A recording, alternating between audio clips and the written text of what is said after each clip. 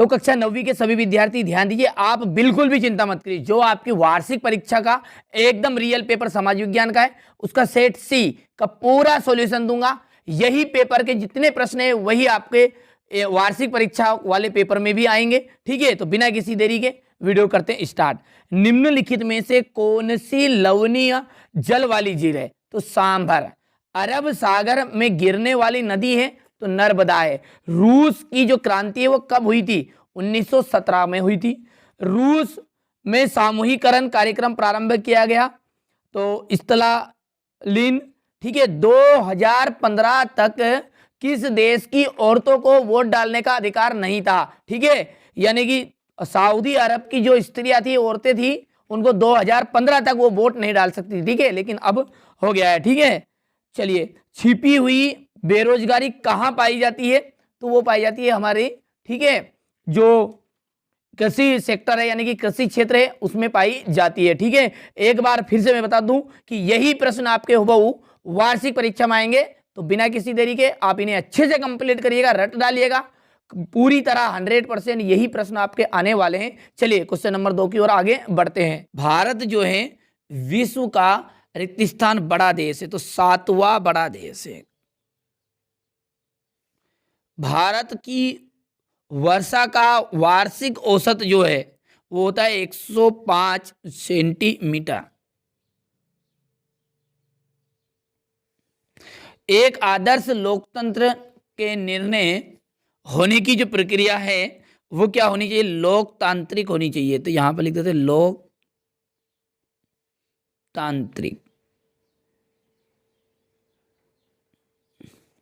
सन 1917 की सर्दियों में रूस की जो राजधानी है पेट्रोगार्ड, इसकी हालत बहुत खराब हो गई थी। तो यहां पर लिख देते पेट्रोगार्ड। यही प्रश्न आपके पेपर में आने वाले, बिल्कुल भी आपको चिंता नहीं करनी है। सारे ऑल सब्जेक्ट का, इससे ही मतलब नहीं है, ऑल सब्जेक्ट की पूरी तैयारी मैं करा रहा हूं। ठीक है, केवल आपको अच्छे से समझना और ध्यान से अच्छे से मेहनत करके, ठीक है, तैयारी करनी है। कृषि एवं मछली पालन रिक्त स्थान क्षेत्र से संबंधित है, तो यह है प्राथमिक क्षेत्र से।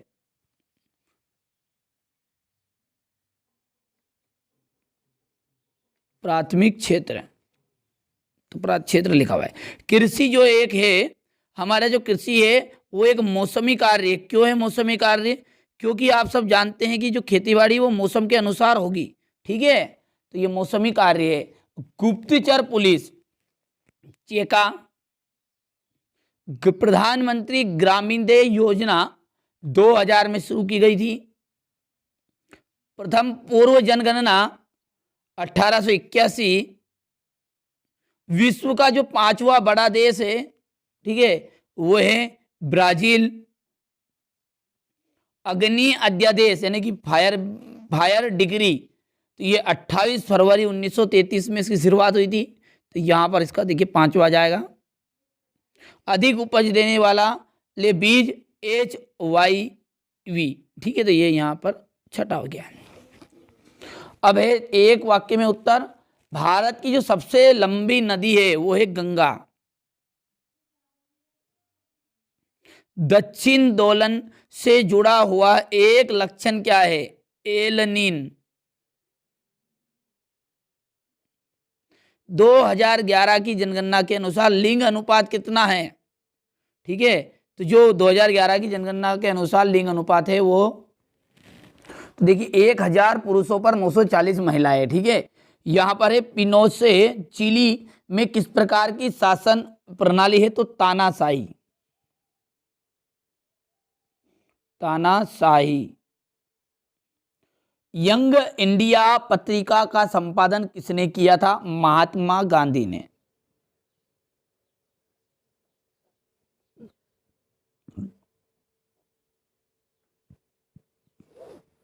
अब देखिए अगस्त 2002 में किस ऑर्डर द्वारा पाकिस्तान का संविधान बदला गया था? तो वो था लीगल फ्रेमवर्क ऑर्डर। ठीक है, तो यहां पर लिख देते हैं लीगल फ्रेमवर्क ऑर्डर। चलिए अब है सत्य सत्य। यदि बात करें पहले की, तो महानदी का जो उद्गम है मध्य प्रदेश की उच्च भूमि से हुआ है। तो देखिए ये उच्च भूमि से नहीं हुआ, निम्न भूमि से हुआ। तो यहां पर ये बात हो गई आपकी असत्य। ठीक है। दूसरा है, वोट देने के लिए मतदाता राशन कार्ड या ड्राइविंग लाइसेंस जैसे पहचान पत्र भी दिखा सकते हैं। सत्य है। भारत में 20 वर्ष या उससे ऊपर की आयु के सभी नागरिक चुनाव में वोट डाल सकते हैं। ध्यान दीजिए, यहाँ पर वो तो डाल तो सकते हैं, लेकिन 18 वर्ष से ऊपर के भी सभी। ठीक है, जरूरी नहीं है कि 20 ही हो। तो यहाँ पर ये बात इस अकॉर्डिंग क्या हो गई है, असत्य हो गई है। ठीक है, क्योंकि 20 के अकॉर्डिंग। पालमपुर गांव में अधिकांश भूमि के जो स्वामी हैं वो उच्च जाति के 80 परिवार है। तो चौथा का जाएगा सत्य। ठीक है। उम्मीदवार और उसके परिवार के सदस्यों की संपत्ति गुप्त होनी चाहिए। असत्य। जो भी चुनाव में उठेगा उसका पूरा विवरण तो जनता के सामने होना चाहिए। ठीक है, तो ये बोल रहा गुप्त होना चाहिए, तो असत्य हो गई।